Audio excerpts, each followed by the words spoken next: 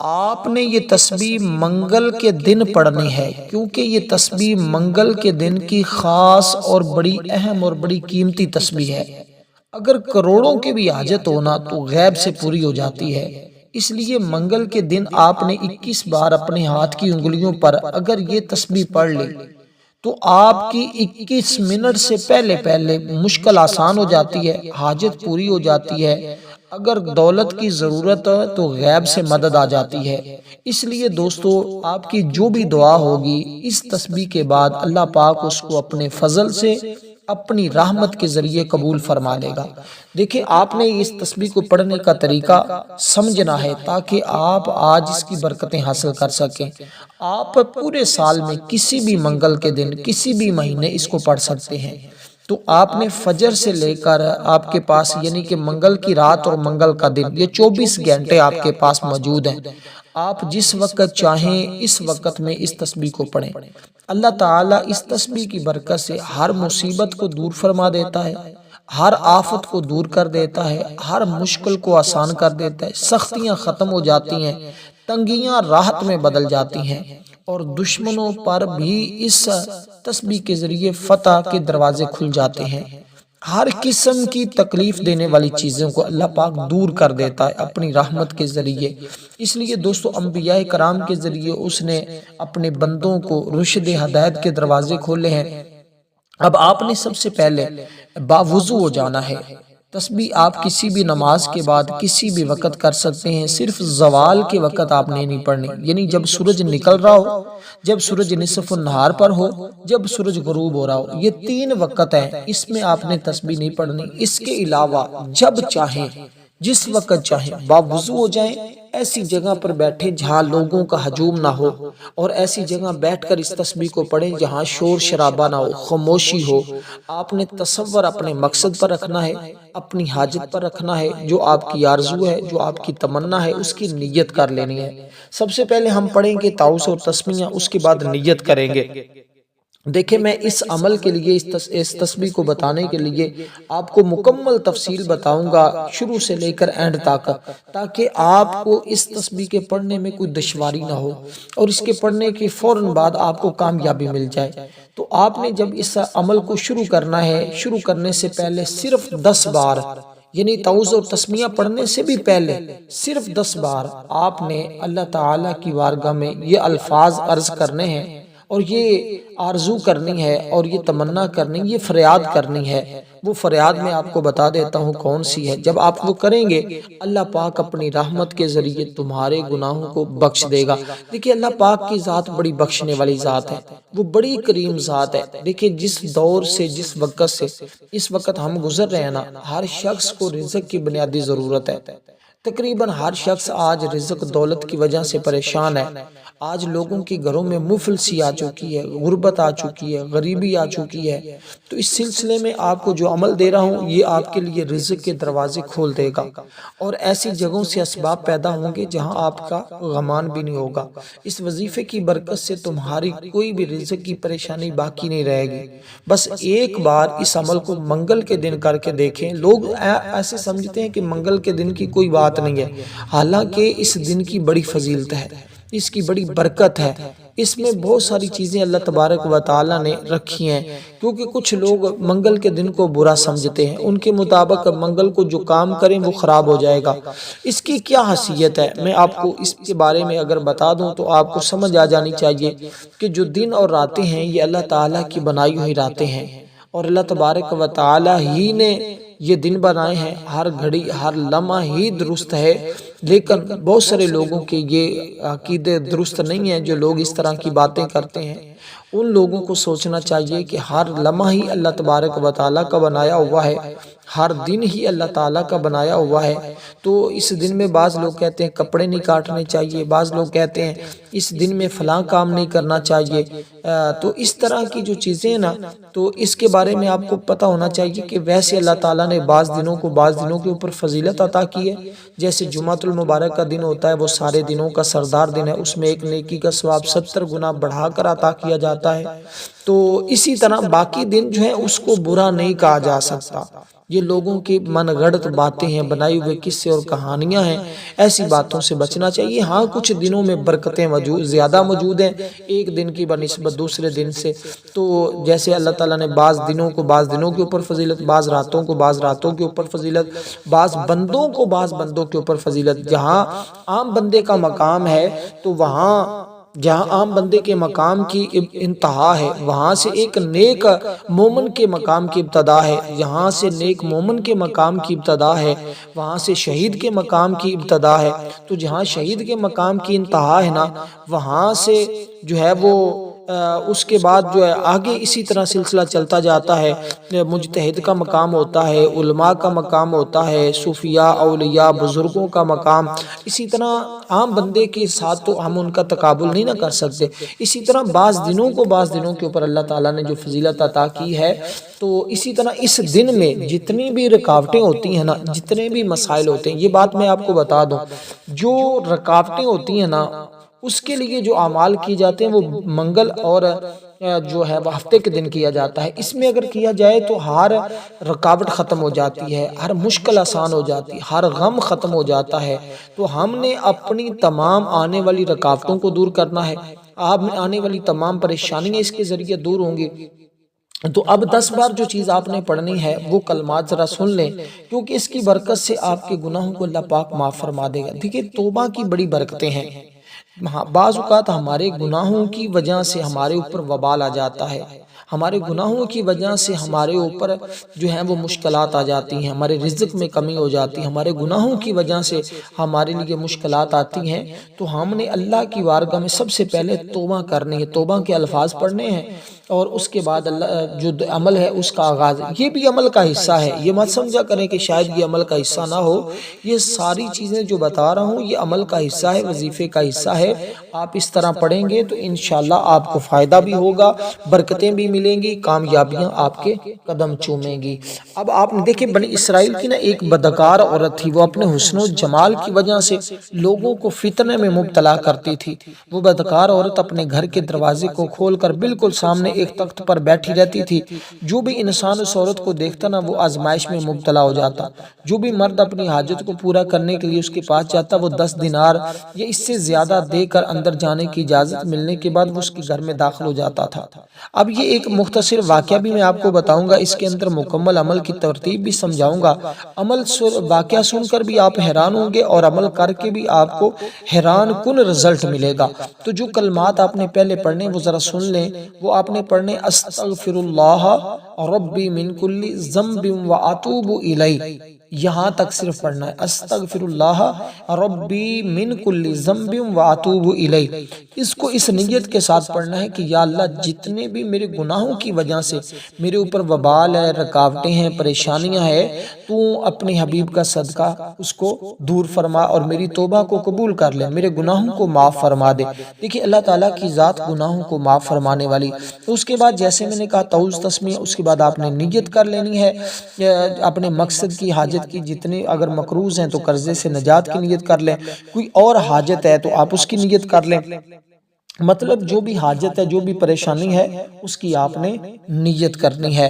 اب اس کے بعد آپ نے درود پاک پڑھنا ہے، جس کی تعداد میں آپ کو عرض کر دوں یہ 7 مرتبہ ہے۔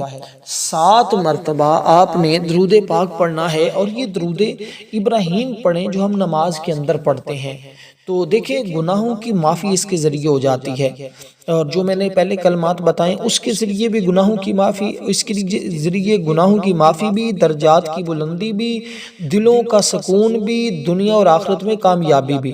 یہ اللہ کی رحمت ہے، نبی علیہ السلام کی شفاعت اور قبر میں روشنی کا ذریعہ بنتا ہے، اور شیطان کو یہ دور بھگاتا ہے۔ تو اس سے انسان کے دل میں بہت ساری چیزیں پیدا ہوتی ہیں۔ دیکھیں اللہ کی رحمت اور برکت حاصل ہوتی ہے، اس کے پڑھنے سے مال و دولت میں بے حساب برکت بھی اور کثرت بھی آتی ہے۔ ایک ہوتی ہے برکت، ایک ہوتی ہے کثرت۔ تو یہ وہ واحد عمل ہے جس کے ذریعے برکت اور کثرت دونوں انسان کو نصیب ہوتی ہیں۔ جو شخص چاہتا ہے نا میرے گھر میں برکت بھی آئے، کثرت بھی آئے، تو وہ اس عمل کو پڑھ لے۔ تو آپ نے آج منگل کے دن اس کو چاہے فجر کے بعد، ظہر کے بعد، عصر کے بعد، مغرب کے بعد، عشاء کے بعد، جب آپ کے پاس ٹائم ملے، میں تو کہتا ہوں اگر سارے کام چھوڑ کر بھی اس عمل کو کرنا پڑے تو آپ ضرور اس عمل کو کیجئے گا، کیونکہ اس کی بہت زیادہ فائدے ہیں۔ اور یہ بھی میرے آقا نے فرمایا جو شخص خلوص دل سے مجھ پر ایک بار درود پڑھتا ہے، اللہ پاک 10 رحمتیں اس پر نازل کرتا ہے، اس کے 10 درجات بلند ہوتا ہے، 10 نیکیاں لکھ دی جاتی ہیں، 10 گناہ بھی ساتھ اللہ معاف فرماتا ہے، اور جو 10 بار پڑھتا ہے اللہ پاک 100 رحمتوں کا نزول فرماتا ہے، اور جو 100 بار پڑھتا ہے اللہ پاک قیامت کے دن اس کی پیشانی پر لکھ دے گا یہ بندہ نفاق سے بھی بری ہے، یہ بندہ جہنم سے بھی بری ہے۔ تو اس لیے دوستو کتنے خوش نصیب ہیں وہ لوگ جو اپنی زندگی میں روٹین کے مطابق حضور کی ذات پر ڈیلی درود پاک پڑھنے والے۔ ہمارا ایک باقاعدہ گروپ ہے جس میں ڈیلی درود پاک پڑھا جاتا ہے 313 مرتبہ۔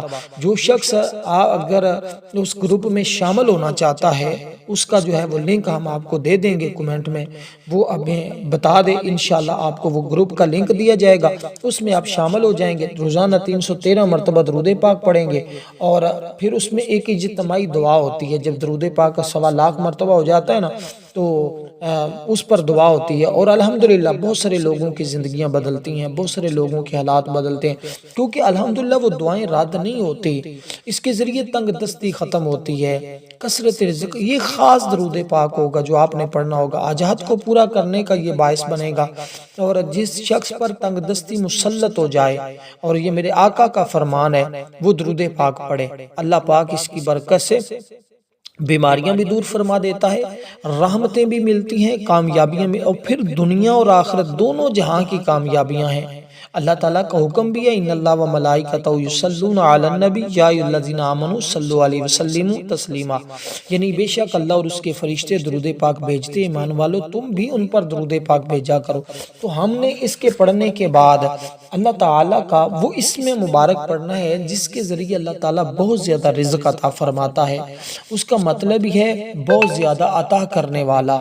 تو اس کو آپ نے 100 بار پڑھنا ہے، اور اس کی تعداد میں کمی پیشی نہ ہو، اس کی تعداد کے برابر جب آپ پڑھیں گے انشاءاللہ آپ دیکھیں گے یہ ہمیشہ دولت مند کرنے کے لیے، کچھ لوگوں کو چند دنوں کے لیے فائدہ ہوتا ہے، لیکن یہ وہ عمل ہے جس کے ذریعے آپ کو بہت دیر تک فائدہ رہتا ہے، یعنی اس کا مطلب یہ بہت زیادہ دینے والا۔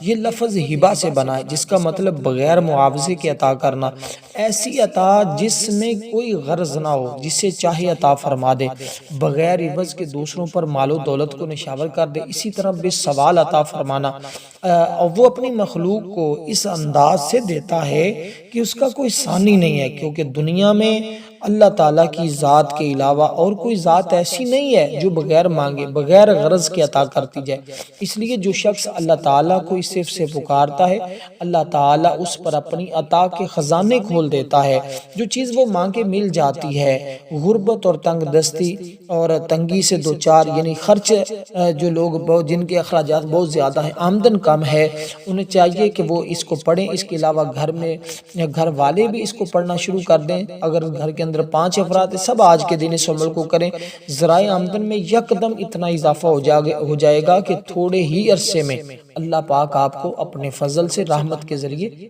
غنی فرما دے گا۔ تو یہ اسم مبارک ہے یا وہاب، یا وہاب، اس کا مطلب یہ آپ کو پتہ ہے کتنا اہم اور کتنا اچھا ہے، اور اس کے ذریعے کیا کیا انعامات کی بارش ہوگی یہ آپ دیکھتے جائیں۔ اب اس کے بعد 21 مرتبہ یہ کلمات آپ پڑھیں گے، اور جب آپ 21 مرتبہ یہ تسبیح پڑھیں گے نا تو آپ کو خود اندازہ ہو جائے گا کہ کیسے میری 2100 حاجتیں پوری ہوتی ہیں، یا 21 حاجتیں بھی پوری ہو جاتی ہیں، بعض کی 2100 بھی ہوتی ہیں، بعض کی 21,000 بھی حاجتیں پوری ہو جاتی ہیں۔ تو جیسے میں نے عرض کیا تھا کہ میں واقعہ بھی آپ کو مختصر سا بتاؤں گا تاکہ آپ کا ایمان پختہ ہو اور آپ کو پتہ چلے کہ اللہ تعالیٰ کس قدر توبہ کو قبول فرمانے والا ہے، کس قدر وہ عطا کرنے والا ہے۔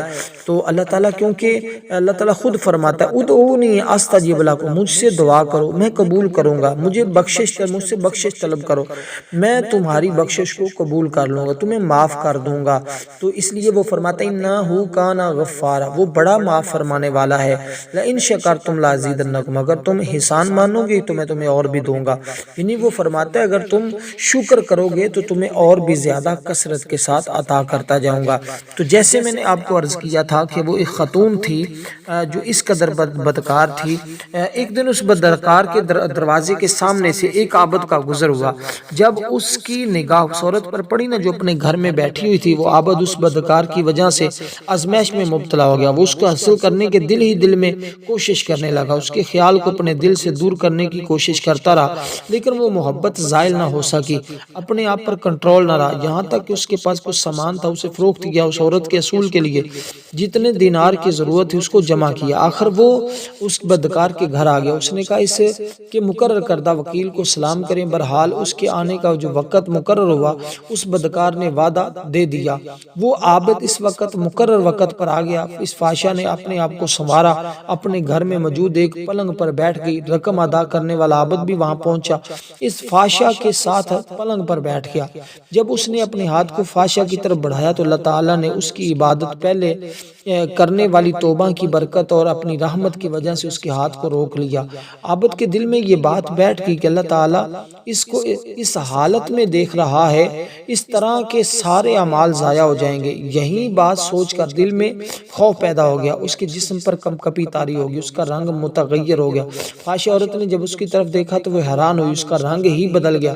بالآخر تو اس عورت سے یوں گویا ہوئی کہ عابد نے کہا میں اللہ تعالیٰ سے تجھے کیا ہوا؟ اس نے پوچھا نا عورت نے تجھے کیا ہوا؟ عابد نے کہا اللہ تعالیٰ سے ڈرتا ہوں، تو مجھے یہاں سے جانے کی اجازت دے۔ عورت نے کہا تیرا برا ہو جو کچھ بھی ابھی تجھے میسر آیا، بکثرت لوگ اس کی آرزو کرتے ہیں، کون سی چیز ایسی ہے جس میں تو ابھی بھی مبتلا ہو گیا؟ عابد نے کہا اللہ تعالیٰ سے ڈرتا ہوں، جو رقم تیرے سپرد کر چکا ہوں اس کا خرچہ کرنا تیرے لیے حلال ہے، تو مجھے صرف باہر جانے کی اجازت دے۔ فحاشہ نے اسے کہا کہ یہ برائی کا کام نہیں کیا؟ عابد نے کہا نہیں کروں گا۔ بدکار عورت نے کہا تو کون ہے، تیرا نام کیا ہے؟ عابد نے کہا اپنے گاؤں کا نام بتایا، تب اسے باہر جانے کی اجازت مل گئی۔ چنانچہ وہ وہاں سے چلا گیا۔ باہر آنے کے بعد اپنی ہلاکت اور بربادی کی دعا کر رہا تھا، نیز کہ وہ زاروں کی طرح رو رہا تھا۔ عابد کے اس عمل کی برکت سے فحاشہ کے دل میں خوف خدا پیدا ہو گیا، اپنے دل میں کہنے لگی یہ شخص پہلا گناہ شروع کرنے لگا تھا کہ اس کے دل میں اس قدر خوف خدا پیدا ہو گیا۔ جب آپ سے کہنے لگی تو سال ہا سال سے اس طرح کے گناہ کر چکی ہوں، تو دیکھیں وہ کس قدر گناہ گار تھی، لیکن اللہ نے جب اس کو توفیق توبہ دی تو کس قدر وہ عابد ہوئی۔ اب دیکھ کر سن کر حیران ہوں گے۔ اب جو تسبیح میں آپ کو بتانے جا رہا تھا، جس کو میں نے آپ کو بتایا، اس کو اپنے بسم اللہ الرحمن الرحیم کے ساتھ صرف 21 بار پڑھنا ہے۔ یہ قرآن کریم کی سورت ہے، 21 بار جب پڑھیں گے تو انشاءاللہ تعالی اس کو ہاتھ کی انگلیوں پہ پڑھیں یا تسبیح کے دانوں پہ، جیسے آپ کو آسانی ہو ویسے پڑھیں۔ اس میں تصور آپ نے اپنی حاجت کا رکھنا ہے۔ اگر دشمن بہت زیادہ ہیں، انشاءاللہ دشمنوں سے بھی نجات مل جائے گی۔ جو دشمن آپ کو پریشان کر کے رکھتے ہیں، اللہ کے فضل و کرم سے، اس کی رحمت سے، وہ دشمن بھی اب آپ کا بال بیگا بھی نہیں کر سکیں گے۔ اب آپ نے جو پڑھنی ہے اس کو بسم اللہ کے، اس طرح آپ کی بسم اللہ بھی اسی تعداد میں ہو جائے گی اور یہ سورت بھی اسی تعداد میں ہو جائے گی۔ یہ سورت کوثر ہے، انا اعطیناک الکوثر فصلی لربک وانحر ان شانئک هو الابتر۔ اب یہ مختصر سی سورت ہے جس کو آپ نے مختصر تعداد میں پڑھنا ہے۔ تو اسی طرح بدکار عورت نے توبہ کی اور لوگوں کے آنے سے اپنا دروازہ بند کر لیا، پرانا لباس زیب تن کیا، اللہ تعالیٰ کی بارگاہ میں حاضر ہوگی، رب ذوالجلال کی عبادت کرنے لگی جتنا کہ اللہ تعالیٰ نے چاہا۔ عورت کے دل میں خیال آ گیا اگر میں نیک آدمی کے پاس چلی جاؤں شاید وہ میرے ساتھ نکاح کرے، میں اس کے پاس رہ جاؤں، اپنے دین کے معاملے میں سیکھوں، اللہ تعالیٰ کی عبادت کرنے میں میرا مددگار ثابت ہو۔ رخت سفر باندھا، سامان اٹھایا، خادم اپنے ساتھ لیے، اس بستی میں آ پہنچی جہاں عابد رہتا تھا۔ وہاں جا کر اس کے بارے میں عابد کو عورت کے بارے میں خبر دی گئی کہ بستی میں خاتون آپ کے بارے میں پوچھ رہی۔ جب عابد عورت کی طرف آیا، عورت نے جو ہی اسے دیکھا اپنے چہرے سے پردے کو ہٹایا کہ وہ عابد خاتون کو پہچان سکے۔ جب عابد نے اسے دیکھا تو پہچان لیا، اسے وہ سارا منظر یاد آ گیا جو عورت اور عابد کے درمیان رونما ہو چکا تھا۔ عابد نے ایک چیخ ماری اور اس کی روح پرواز کر گئی۔ غم زدہ عورت باقی رہ گئی اور کہنے لگی میں جس کے ساتھ آتی وہ مر گیا۔ کیا عابد کے رشتہ داروں میں سے کوئی ایسا شخص ہے جو اس عورت کے ساتھ نکاح کرنے کا ضرورت مند ہو؟ لوگوں نے عورت کو بتایا کہ مرنے والے کا ایک صالح مرد بھائی ہے لیکن وہ تنگ دست ہے۔ عورت نے کہا کوئی حرج نہیں، میرے پاس مال موجود ہے جس کی وجہ سے میں میں غنی مرنے والے عابد کا بھائی آیا، اس نے توبہ کرنے والی عورت کے ساتھ نکاح کر لیا، اس کے ہاں 7 بیٹے پیدا ہوئے اور سارے توبہ کرنے کی برکت سے بنی اسرائیل میں انبیاء کرام ہوئے۔ اب اندازہ کیجئے گا، الحمدللہ اس کے بارے میں امام بخاری نے اس کو نقل کیا ہے۔ اب کتنا کہ اللہ تعالیٰ برکت دیتا ہے توبہ کی وجہ سے۔ اب اس سورت کے پڑھنے کے بعد آپ نے پھر دوبارہ سے یہ کلمات مختصر سے پڑھنے ہیں، اور جب اس کو پڑھیں گے اس کے بعد پھر آپ نے درود پاک پڑھنا ہے 7 مرتبہ۔ تو اب اس کو بھی آپ نے اسی نیت کے ساتھ پڑھنا ہے، اور دیکھیں پھر اللہ کی رحمتوں کا کیسے نزول ہوتا ہے، برکتیں کیسے آتی ہیں۔ تمہاری نسلوں میں اللہ تعالیٰ ایسے لوگوں کو پیدا فرما دے گا کہ تم حیران رہ جاؤ گے۔ اس میں رزق ملے گا، عزت ملے گی، شہرت ملے گی، وہ انعامات ملیں گے جس کا آپ نے کبھی تصور نہیں کیا ہوگا، سوچا بھی نہیں ہوگا۔ اور رزق یہ تو وہاں سے آئے گا نا جہاں سے تمہارا جو ہے وہ تصور بھی نہیں ہوگا، گمان بھی نہیں ہوگا۔ تو اس لیے دوستو اب وقت ہے، سنبھل جاؤ اور اس سے مستفیض ہو جاؤ، اس کی برکتیں حاصل کر لو، ورنہ یہ وقت ہاتھ سے نکل گیا، پھر موقع یہ بار بار نہیں ملتا۔ اب آپ نے یہ کلمات جو میں نے آپ کو عرض کیے ہیں، جو اب میں آپ کو ایک تسبیح بتانے لگا ہوں، اس کو آپ نے 100 بار پڑھنا ہے۔ اس کو پڑھنا ہے 100 بار، تعداد میں کمی پیشی نہیں کرنی۔ یہ 3-4 چیزیں ہیں جس کو آپ پڑھیں گے انشاءاللہ چاروں اطراف سے کامیابی ملے گی۔ یہ کلمات دیکھیے، اس میں بھی تصور اپنے گناہوں کا رکھنا ہے، سچی توبہ کا رکھنا ہے، انشاءاللہ قبول ہوگی۔ ویڈیو کو لائک ضرور کرنا ہے۔ یہ کلمات ہیں استغفر اللہ، اس کو پڑھیں انشاءاللہ برکتیں ملیں گی۔